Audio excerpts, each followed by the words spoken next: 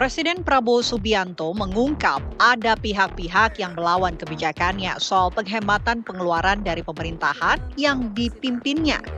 Hal itu disampaikan Prabowo saat membuka Kongres 18 Muslimat NU di Jatim International Expo Surabaya, Jawa Timur, Senin 10 Februari 2025 lalu. Presiden Prabowo Subianto membeberkan ada raja kecil di birokrasi pemerintahan yang melakukan perlawanan terhadap perintahnya terkait penghematan anggaran. Menurut Prabowo, sosok ini mengaku merasa kebal terhadap hukum. Ada yang melawan saya. Ada. Dalam birokrasi merasa sudah kebal hukum. Merasa sudah menjadi raja kecil.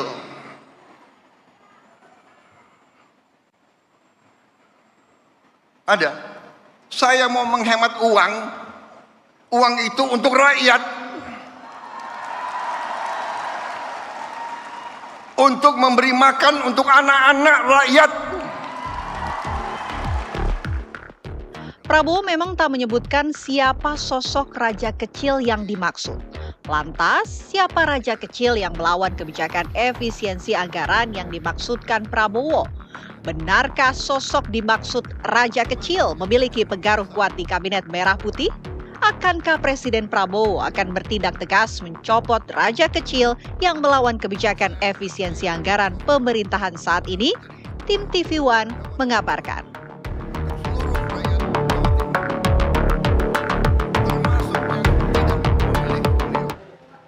Ya pemirsa, itulah tadi yang disampaikan oleh Presiden Prabowo Subianto dalam Kongres Muslimat NU pada Senin lalu. Cukup banyak yang disampaikan, tapi yang juga menarik untuk disoroti adalah raja kecil. Siapa yang kemudian dimaksud oleh Presiden Prabowo Subianto, sosok ataupun pihak raja kecil ini yang katanya melawan Presiden Prabowo dalam hal efisiensi anggaran. Penghematan sebesar 306 triliun rupiah yang saat ini menjadi konsen penuh dari Presiden Prabowo Subianto. Kita akan coba cari jawabannya bersama dengan para narasumber yang sudah bergabung malam hari ini di Apa Kabar Indonesia Malam. Sudah hadir bersama saya di sini ada Prof. Suhaib Amiruddin, dosen FISIP dari Untirta. Ya. Prof. Suhaib, terima kasih sudah hadir di sini. Selamat malam Prof. Suhaib. Dan bergabung bersama kita pemirsa melalui sambungan Zoom ada juga Bang Daniel Anzar Simanjuntak, politikus Gerindra. Bang Daniel, selamat malam. Selamat malam Mbak Kenana. Ya, dan bergabung bersama kita juga ada Pak Hendrawan Supratikno, politikus PDIP. Pak Hendrawan, selamat malam. Selamat malam. Oke, baik. Mungkin dari kita semua yang bergabung malam hari ini, yang paling tahu makna raja kecil nih Bang Daniel. Karena sempat ditulis juga nih, saya lihat di media sosial. Bang Daniel, siapa sih raja kecil yang dimaksud oleh Presiden Prabowo? Pertama begini Mbak Ken, jadi kan prinsip kerja atau framework dari kebijakan Pak Prabowo itu kan ada dua hal ya.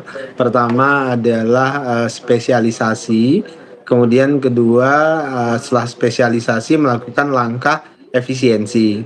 Spesialisasi yang dimaksud adalah semua sektor-sektor yang punya skala ekonomi luas itu kemudian diberikan pengurusannya dan pengelolaannya pada institusi tersendiri. Makanya ada pemecahan-pemecahan atau pembagian-pembagian kementerian, terutama untuk sektor-sektor yang dianggap skala ekonominya besar.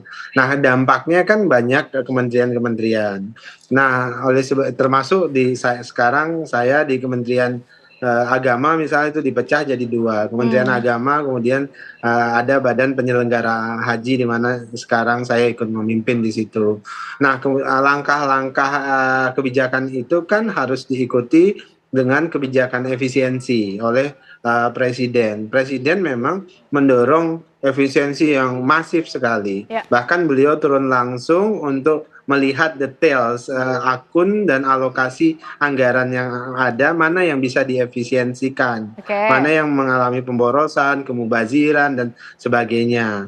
Nah, di tengah kebijakan itu, Pak Prabowo, Presiden, itu menangkap sinyalemen ada disobedience, ada ketidakpatuhan yang kemudian dilakukan, disebut Pak Prabowo Presiden itu adalah disobedience yang dilakukan oleh raja-raja kecil.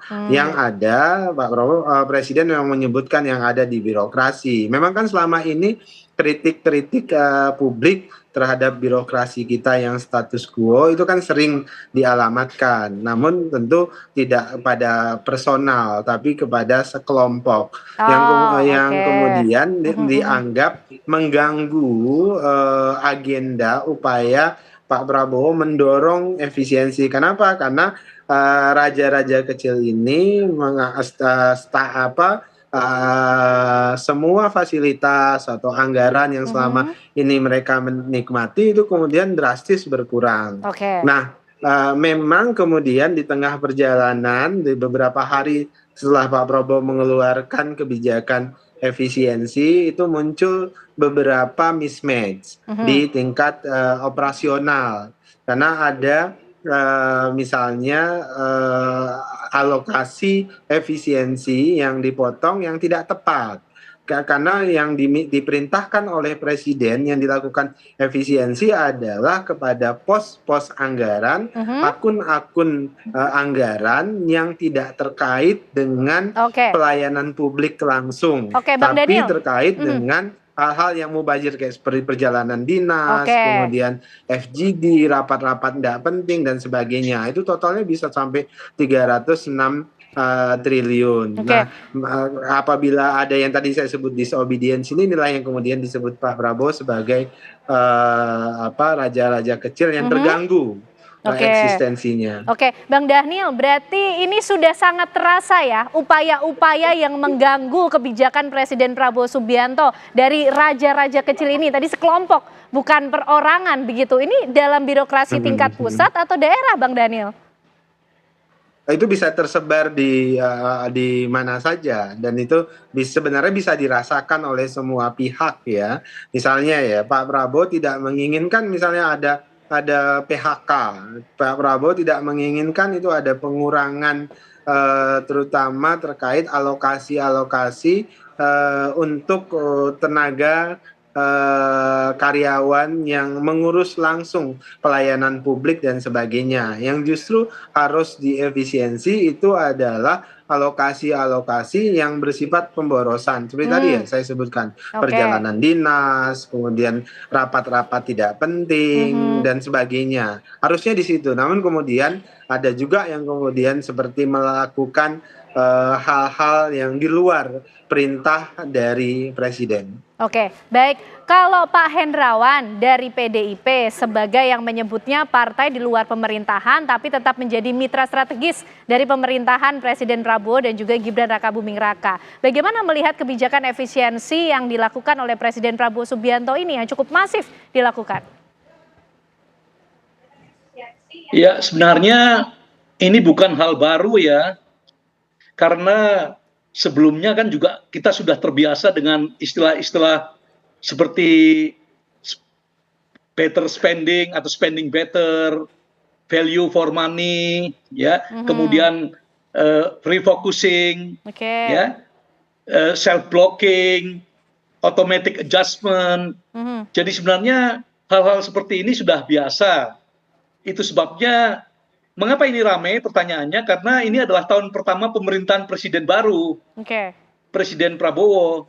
Dan sebenarnya program-program penghematan seperti ini kan sudah menjadi agenda rutin atau menu rutin tiap tahun.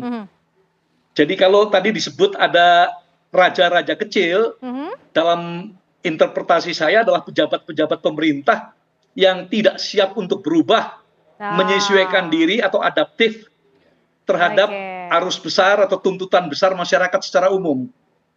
Jadi bukan hal yang baru menurut saya, dan ini agak ramai karena ada paradoks ya. Karena sebelumnya dalam kabinet merah putih ini kan Pak Prabowo sepertinya tidak memperhitungkan pemborosan-pemborosan yang akan muncul. Karena kabinetnya gemuk ya. Kemudian banyak sekali utusan-utusan khusus, ya, penasihat khusus, wakil-wakil menteri dan seterusnya. Jadi masyarakat melihat terjadi paradoks, itu sebabnya kali ini rame lah seperti itu. Baik. Prof, kalau Prof Soeb sendiri melihatnya seperti apa? Ini bukan perorangan, ini kelompok pejabat-pejabat yang merasa tidak nyaman dengan kebijakan Pak Prabowo? Betul. Ya, saya kira kalau kita bicara birokrasi itu kan luas ya, cukup panjang Pak ya. Tapi yang saya ingin soroti hari ini dan malam ini bahwa Pak Prabowo ini sebenarnya baru memimpin 4 bulan. Dan kelihatan sudah banyak kelompok-kelompok yang dianggap keluar dari koridor. Kan Pak Prabowo ini sebenarnya ingin bagaimana pemerintah ini bersih, kemudian efektif, efisien, kan sebenarnya itu. Okay. Nah, ketika beliau melihat ada hal-hal yang tidak baik dalam pembantunya, ya pembantu dalam hal ini di kementerian, ada barangkali kelompok atau oknum-oknum tertentu yang merasa bahwa saya bisa mengatur segala-galanya, ya. Ya, kalau misalnya saya mengatur segala-galanya, saya juga bisa melakukan hal mungkin di luar kesalahan, tapi dia benarkan misalnya gitu, ya, kan membenarkan sesuatu yang salah. Nah, ini kan sebenarnya yang kalau saya lihat Pak Prabowo di situ marahnya, kelihatannya ada yang membenarkan yang salah. Yang sudah berlangsung cukup ya, lama yang cukup lama ini. ya, betul. Okay. Jadi cukup lama sehingga beliau ini sebagai kepala negara yang baru memimpin ingin betul-betul membersihkan Indonesia dalam hal ini. Nah, caranya membersihkan adalah dia melihat dulu para pembantu-pembantunya, para birokrasi-birokrasi yang ada di bawah naungan beliau itu harus betul-betul apakah ini sejalan dengan saya atau tidak. Nah, ketika Pak Prabowo mengatakan bahwa kita harus efisiensi anggaran, nah di sini banyak yang kaget. Wah, kita dulu biasanya membeli barang seperti ini sudah selesai, tapi sekarang kok mau dipotong anggarannya. Nah, ini tidak nyaman di sini kan gitu ya. Nah, kalau kita lihat di postur anggaran yang dipotong itu kan ATK yang paling besar. Nah, disitulah sebenarnya yang menjadi persoalan dalam postur anggaran kita. Nah, Pak Prabowo melihat bahwa ini harus dikurangi. Nah, misalnya perjalanan dinas itu juga dianggap bahwa pemborosan, kayak gitu. Nah, jadi kalau kita melihat sinyal hari ini, bahwa Pak Prabowo melihat bahwa di tataran pusat kementerian hari ini itu harus dibersihkan dulu, baru kita bicara daerah. Karena kan daerah kan belum pelantikan gubernur dan bupati kan bahkan ya. Ini sekarang baru kementerian yang sekarang yang harus disulitkan gitu. Nah, jadi kalau kita bicara, Pak Hendrawan mengatakan tadi bahwa dari dulu ada yang namanya pengetatan anggaran, kelihatannya Pak Prabowo punya budaya baru. Bukan cuma pengetatan, tapi harus dibersihkan orang-orangnya. Baik secara individu maupun secara kelompok dalam birokrasi itu gitu Pak. Baik, Pak Hendrawan, kalau kita lihat mengenai kebijakan yang diambil oleh Presiden Prabowo Subianto sampai kemudian menyebut adanya raja-raja kecil yang merasa kebal hukum dalam birokrasi yang coba untuk melawan kebijakan. Ini kalau Pak Hendrawan melihat ada unsur permainan politiknya tidak sih? Karena kan kalau kita lihat postur di kementerian ini kan cukup gemuk ya, jumlahnya begitu besar. Ya, jadi begini Mbak, resistensi terhadap pemotongan anggaran itu kan sesuatu yang wajar terjadi. Apalagi kalau kita melihat siklus pembahasan APBN kita yang sudah dimulai pada bulan Mei. Jadi artinya program-program itu sudah direncanakan sekitar Februari sampai April. Karena bulan Mei itu siklus APBN sudah dimulai. Itu sebabnya kalau ada sesuatu yang sudah direncanakan, kemudian dikurangi atau bahkan dipangkas secara signifikan, tentu muncul resistensi. Apalagi dalam siklus APBN kita, ya, program-program itu sudah dibicarakan dengan pihak-pihak di luar pengguna anggaran. Kita tidak perlu bicara terlalu detail soal ini, tetapi ada dalam tanda petik program-program yang sudah diijon begitu. Itu sebabnya begitu komitmen-komitmen seperti ini tidak dijalankan, ada resistensi. Nah, bagi saya yang disebut raja-raja kecil bukan ini, saya kira bagian dari sistem yang memang kita bangun selama ini, yaitu siklus APBN yang memang membuat program-program itu sudah direncanakan jauh-jauh hari sebelumnya. Jadi begitu ada penghematan atau pemangkasan, maka akan muncul masalah. Ini yang sekarang sedang terjadi. Jadi raja-raja kecil itu saya tadi definisikan sebagai pejabat-pejabat pemerintah yang tidak siap untuk secara fleksibel, adaptif, ya, dengan tuntutan-tuntutan dinamika perubahan ini. Oke, baik. Prof mungkin menambahkan kalau dia dari adakah kemudian unsur-unsur permainan politik di hal-hal yang kemudian dimention oleh Presiden Prabowo Subianto dengan postur kementerian yang cukup gemuk begitu ya. Kemudian adakah yang ditunjuk ini di dalam Kabinet Merah Putih yang punya pengaruh kuat begitu Prof? Ya, saya kira memang pasti ada pengaruh dalam kabinet ini ya, pasti ada orang berpengaruh. Makanya Pak Prabowo mengatakan bahwa ada orang ya saya ngomongin tapi dablek. Mohon maaf ya saya menyebut dablek. Berarti beliau tuh sebenarnya sudah ngomongin. Berarti beliau sudah tahu. Nah, ketahuannya beliau ini mungkin tidak mau membuka aibnya keluar, siapa orangnya, tapi yang jelasnya bahwa beliau itu sangat santun dalam menyampaikan hal ini, bahwa sebenarnya kalau kita ingin menyelesaikan persoalan, kita tidak usah terlalu membangun konflik yang sangat sangat tajam, ya. Tapi yang jelasnya bahwa kita ingin memperbaiki sesuatu dengan humanis, dengan pendekatan kemanusiaan, dengan pendekatan sosiologis, ya, hubungan yang baik kita bangun antara presiden dengan pembantu kan harus berjalan dengan baik, ya. Jangan sampai ada hal-hal instruksi presiden yang diturunkan pembantunya tidak mengerti. Nah, ini yang jadi persoalan. Nah, apakah dengan kabinet yang gemuk hari ini, saya kira Pak Prabowo sudah memperhitungkan pasti, ya, bahwa dalam membangun negara kita yang besar ini pasti butuh orang yang banyak juga, ya. Beliau sudah menyampaikan itu. Nah, cuma memang perlu dibersihkan orang-orang yang ada di dalamnya secara individu, dan saya kira itu Pak Prabowo cuma punya konsen di sana gitu, Pak. Baik, kita masih penasaran nih yang dimaksud oleh Presiden Prabowo Subianto raja kecil itu siapa? Bang Daniel mungkin nanti juga bisa menambahkan penjelasannya, karena ada kemudian kalimat merasa kebal hukum dalam birokrasi. Biasanya orang-orang politik nih yang punya kekebalan hukum tersendiri, tapi dijawabnya nanti ya Bang Daniel, ya. Usai jeda kami kembali hadir untuk Anda pemirsa.